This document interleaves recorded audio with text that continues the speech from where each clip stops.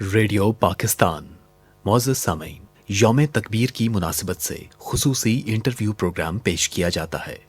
پیشکش ریڈیو پاکستان، اسلام آباد۔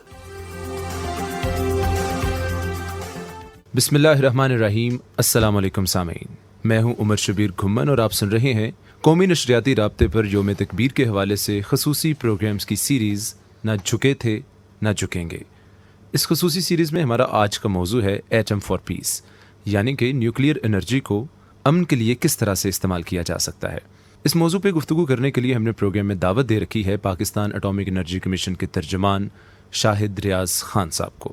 شاہد صاحب، آپ کو پروگرام میں کہیں گے خوش آمدید۔ جی بہت شکریہ، آپ نے مجھے موقع دیا۔ آپ کا بھی بہت بہت شکریہ سر، آپ نے اپنی مصروفیت سے ہمارے لیے وقت نکالا۔ جب ہم نیوکلیئر انرجی کی بات کرتے ہیں تو ہمارے ذہن میں سب سے پہلی چیز جو آتی ہے پاکستان کے حوالے سے وہ ڈیفنس ہے، دفاع۔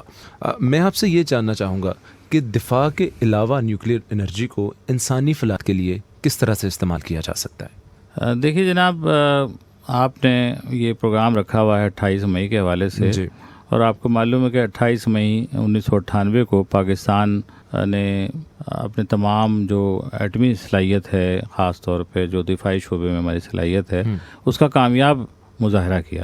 صحیح۔ اچھا، یہ تو ہمارے ملک کے وہ سائنسدان، ٹیکنیشینز، انجینئرز، ان کی برسہ برس کی جو محنت تھی وہ رنگ لائی، اور الحمدللہ اللہ تعالیٰ نے ہمیں موقع دیا، ہم نے اس کا اظہار کیا، اور آج ہم ملک کی اس صلاحیت کو دنیا میں منوا چکے ہیں۔ پاکستان اب 7واں ایٹمی ملک ہے دنیا میں جو یہ صلاحیت رکھتا ہے، الحمدللہ۔ لیکن اس کے بعد میں آپ کو یہ بتانا چاہوں گا، یہ تو ہم نے دفاعی شعبے میں جو بھی کامیابیاں حاصل کی ہیں وہ اپنی جگہ ہے، لیکن پاکستان شروع سے ہی دیکھیے دنیا میں، جب آپ کو پتہ ہے ہیروشیما ناگاساکی پہ ایٹم بم کے جو لوگوں نے تباہ کاریاں دیکھیں، اس کے بعد 50 کی دہائی میں اوائل میں ہی یہ محسوس کر لیا گیا تھا کہ اس ایٹمی ٹیکنالوجی کو انسانی فلاح کے لیے اور امن کے لیے کیسے استعمال کیا جائے۔ اور آپ کے علم میں ہوگا کہ جی جب امریکہ کے اس وقت کے صدر نے یہ اعلان کیا، جس کا سلوگن دیا ایٹم فار پیس کا، تو ساری دنیا میں اس پہ کام ہوا، اور اقوام متحدہ نے بھی اس حوالے سے کام کیا، اور ایک جو ادارہ ہے جس کو ہم انٹرنیشنل اٹامک انرجی ایجنسی کہتے ہیں، یا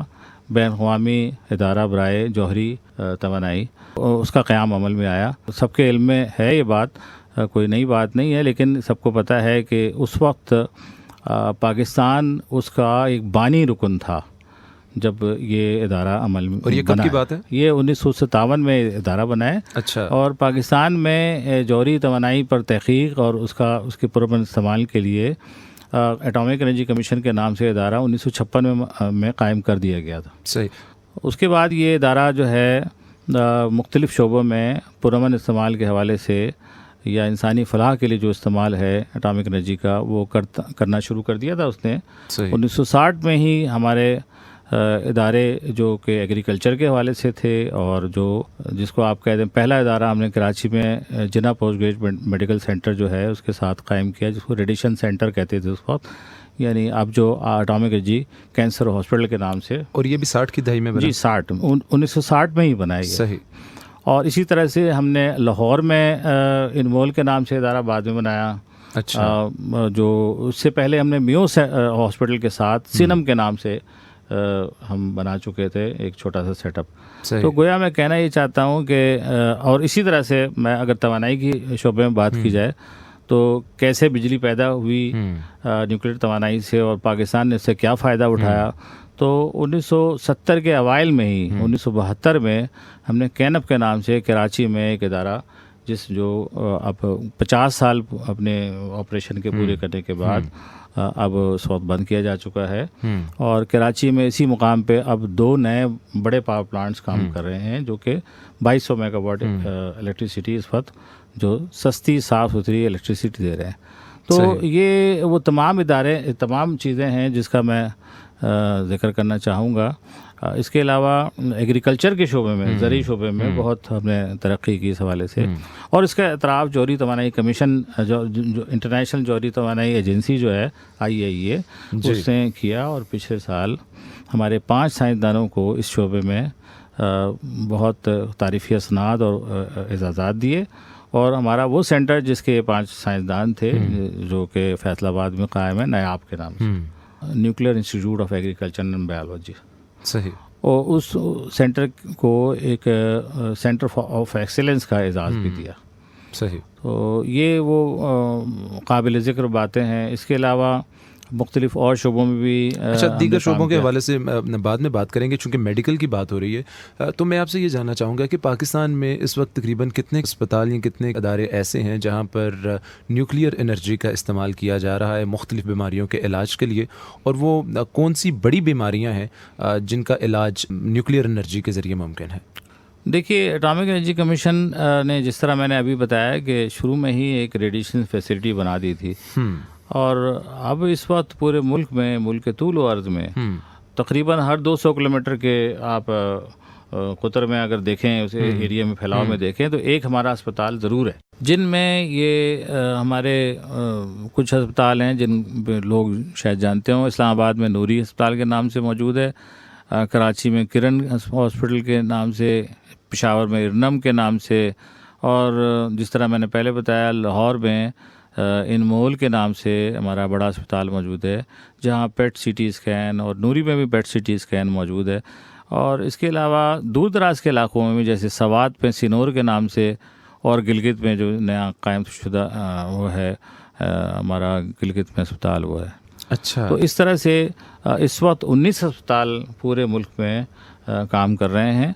2022 سے پہلے 18 اسپتال پورے ملک میں تھے۔ اچھا، اس سال کے شروع ہوتے کے ساتھ ہی ایک اسپتال ہم نے گلگت بلتستان میں قائم کیا، اور الحمدللہ یہ 19 اسپتال ملک کے 80% ایسے افراد جو کینسر جیسے موذی مرض میں مبتلا ہیں، صحیح، ان کے علاج معالجے کے لیے اور ان کی تشخیص کے لیے اپنا کردار ادا کر رہے ہیں، اور شب و روز جو ہے وہ سرگرم عمل ہیں۔ مختلف قسم کی جو ہے سہولیات وہاں پہ موجود ہیں جو صحت کے حوالے سے اور کینسر کے علاج پہ بالخصوص یہ موجود ہیں، چاہے وہ کینسر کسی بھی قسم کا بھی ہو، ہمارے یہاں علاج معالجے کی تمام سہولیات موجود ہیں۔ اچھا، اور کینسر کے علاوہ اور کون سی بیماریاں جن کا علاج دیکھیے، یہ اسپتال جو ہے نا، یہ بیسیکلی بہت زیادہ اسپیسیفک ہیں کینسر کے حوالے سے، لیکن اس میں ظاہر ہے ٹیسٹ وغیرہ اور دیگر چیزیں، وہ ساری چیزیں اس میں ہوتی ہیں، اور دیگر علاج بھی ہوتا ہے، یہاں السر کا بھی ہے اور چیزوں کا بھی ہے، لیکن یہ چونکہ آپ کو پتہ ہے ملک میں کینسر ایک بہت بڑی بیماری ہے، اور اس میں بہت مسائل ہیں، اس میں لوگوں کی پوری جو توانائی ہے، ان کے پیسے ہیں، وہ خرچ ہو جاتے ہیں، لوگ پریشان ہوتے ہیں۔ تو ایسے میں جس طرح آپ نے کہا نیوکلیئر سائنس اینڈ ٹیکنالوجی کا استعمال اس کی تشخیص کے حوالے سے بھی اور اس کے علاج کے حوالے سے بھی یہ موجود ہے، اور الحمدللہ پاکستان اس کا استعمال بہت زیادہ کر رہا ہے، الحمدللہ۔ جی، اچھا، تھوڑا سا ذرا زراعت کے حوالے سے بھی ہمیں ایجوکیٹ کیجیے گا کہ کن کن شعبوں میں اور کس کس طرح سے ہم نیوکلیئر انرجی کا استعمال کر کے زراعت کا جو شعبہ ہے پاکستان میں اس کو بہتر کر رہے ہیں۔ میں نے جس طرح ابھی آپ کو بتایا تھا کہ پاکستان میں زرعی شعبے میں بہت کام ہو رہا ہے، ہمارا ملک زرعی ملک ہے جی، اور زراعت کے شعبے میں کام کرنا ظاہر ہے بہت اس کی ضرورت ہے۔ تو پاکستان اٹامک انرجی کمیشن نے ضرورت کو بہت شروع میں محسوس کر لیا تھا، اور اپنا ایک ادارہ نیا Tando Jam nuclear institute of agriculture, Tando Jam, یہ حیدرآباد کے قریب ہے سندھ میں، تو وہاں پہ جو ہے ایک ادارہ قائم کیا تھا، اور وہ ادارہ آج بھی وہ چل رہا ہے۔ لیکن اس کے بعد ہم وقت کے ساتھ ساتھ فیصل آباد میں ہم نے 2 ادارے قائم کیے، اور پشاور میں ہم نے 1 ادارہ قائم کیا۔ تو اس طرح ہمارے پاس ٹوٹل 4 زرعی تحقیقی مراکز موجود ہیں، جہاں پہ بہت زیادہ محنت سے ہمارے سائنسدان لگے ہوئے ہیں زرعی شعبے میں تحقیق کو، کہ کیسے زراعت کے مختلف اقسام کی نئی اقسام انٹروڈیوس کرائے جائیں اس طرح کی کہ اس سے ان کی پیداواری صلاحیت بھی بڑھے، اور جو بیماریاں ہوتی ہیں اس سے بھی وہ ہو. اور دوسرا آپ کو پتہ ہے دنیا میں کلائمیٹ چینج کا ایشو ابھی زور پکڑتا جا رہا ہے. تو کلائمیٹ چینج کے حوالے سے جو اثرات آ رہے تھے زراعت کے شعبے میں اس کو کیسے ہم اس سے کیسے نمٹیں, اس بارے میں بھی تحقیق انہی اداروں میں چل رہی ہے. تو ان اداروں میں محنت کے بعد جس طرح ہمارے سائنسدانوں نے اس پہ کام کیا ہے, آپ کو پتہ ہے زرعی قسم جو ہے وہ ایک دن میں نہیں سامنے آتی, اس میں برسوں اس پہ تحقیق کرنی پڑتی ہے.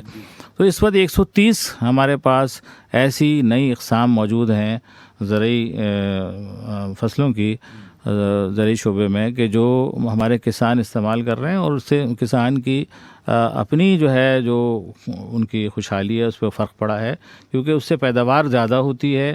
اور وہ مختلف جگہوں پہ جہاں پہ پانی کی کمی ہے, جہاں پہ پانی کی کمی کے علاوہ گرمی سردی, آپ کو پتہ ہے بہت سارے مسائل ہیں, تو ان تمام چیزوں کو زرعی شعبے میں ایڈریس کیا گیا ہے. اچھا, جب ہم نیوکلیئر انرجی کی بات کرتے ہیں تو نیوکلیئر انرجی ایک بڑا ہی ایک ماڈرن سبجیکٹ یا ڈسپلن ہم کہہ سکتے ہیں, اور دوسری جانب ہم جب زراعت کی بات کرتے ہیں تو زراعت سے وابستہ جو لوگ ہیں, عام کسان کی جو ہم بات کرتے ہیں, تو ان کو ان ماڈرن ٹیکنالوجیز کا اس طرح سے نہیں پتہ. تو پھر آپ عام کسان کو ایجوکیٹ کس طرح سے کرتے ہیں؟ جس طرح آپ نے بتایا پاکستان میں تقریباً 130 فصلیں ایسی ہیں جن میں نیوکلیئر انرجی کا استعمال کیا جا رہا ہے کسی نہ کسی کیپیسٹی میں. تو ایک عام آدمی کو, ایک عام کسان کو ایجوکیٹ کس طرح سے کیا جاتا ہے؟ دیکھیے, ہم ہر سال مختلف مواقع پہ سالانہ بنیاد پہ ہم زرعی جو بھی ہمارے کسان بھائی ہوتے ہیں ان کے لیے فارمرز ڈے مناتے ہیں.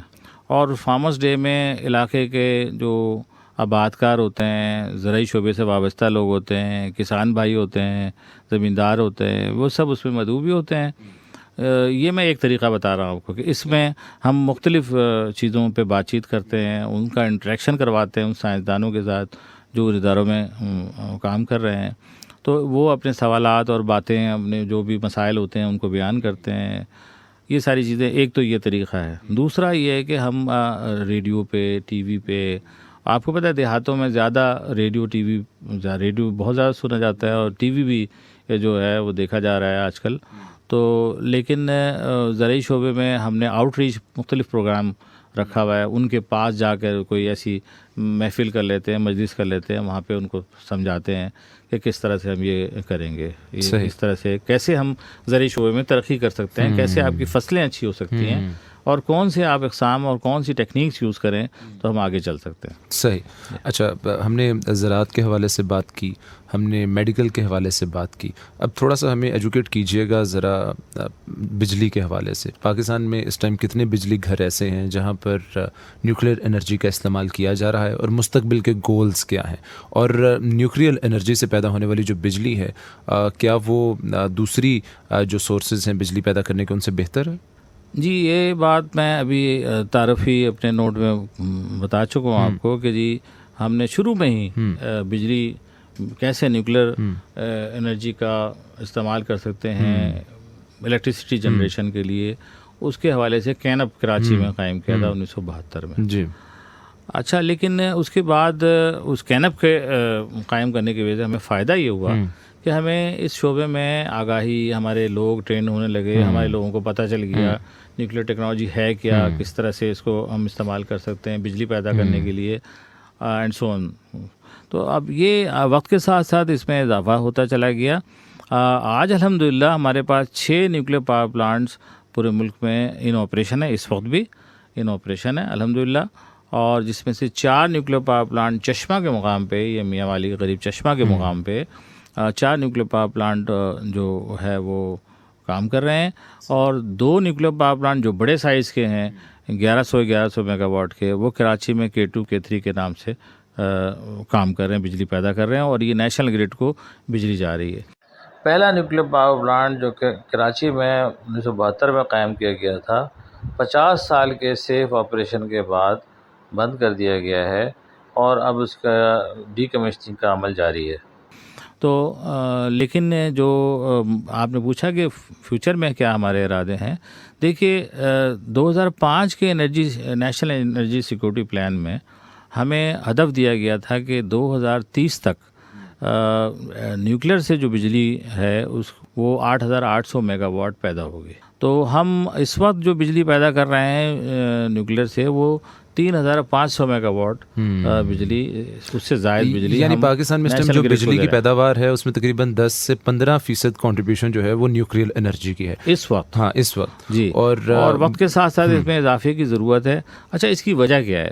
اس کی وجہ یہ کہ دیکھیے ہم بجلی جن طریقوں سے پیدا کرتے ہیں، دیکھیے اس میں جو اہم جو کہ ہم جس کو کہتے ہیں کہ بیس لوڈ انرجی، یعنی جو ہم انڈسٹری کو دے سکتے ہیں، جو ہم ایسی جگہوں پہ دے سکتے ہیں جہاں پہ کوئی خلل نہ آئے بجلی کا، ریلائبل انرجی، وہ اس وقت ہم جو پیدا کرتے ہیں وہ پھر ہم اس کے لیے تیل امپورٹ کرتے ہیں، گیس سے بناتے ہیں بجلی، تیل سے بناتے ہیں. کوئلے سے ہمارے یہاں خاطر خواہ بجلی نہیں پیدا ہو رہی ملک میں، لیکن اس کے علاوہ پانی سے ہم بجلی پیدا کرتے ہیں جی. جس میں تربیلا ڈیم ہے، منگلا ڈیم ہے، ہمارے اور ڈیم بن رہے ہیں، یہ ہمارے پاس موجود ہیں. لیکن اس کے علاوہ ایسا بیس لوڈ انرجی سورس کوئی اور نہیں ہے سوائے نیوکلیئر کے. نیوکلیئر ایک ایسا طریقہ کار ہے جس کے ذریعے ہم بجلی پیدا کرتے ہیں. آپ دیکھیے دنیا میں بھی جو بجلی پیدا کر رہے ہیں کنٹریز جنہوں نے ترقی کی ہے نا، وہاں پہ نیوکلیئر کا بہت زیادہ استعمال ہے.